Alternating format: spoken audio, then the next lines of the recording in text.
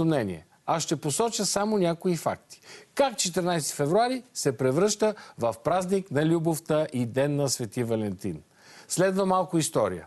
Година и половина след идването на власт на римския император Клавдий II, той забелязал, че армията е деморализирана и трудно управляема. Било установено, че в нея масово е разпространен хомосексуализмът. Ето защо той издал следната заповед. Младежи, които са годни за военна служба, нямат право да сключват брак помежду си, защото това се отразява неблагоприятно на общия боен дух на армията.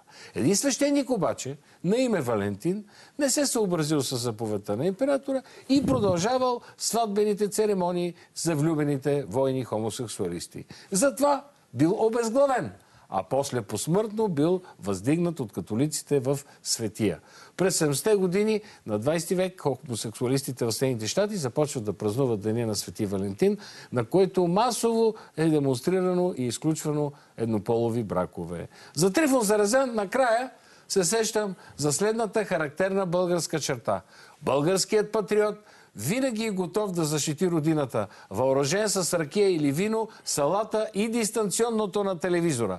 Така че от днес имате точно една година, за да прецените на 14 февруари 2017 какво точно ще празнувате. Свети Валентин или Трифон Зарезан с дистанционното и ракията.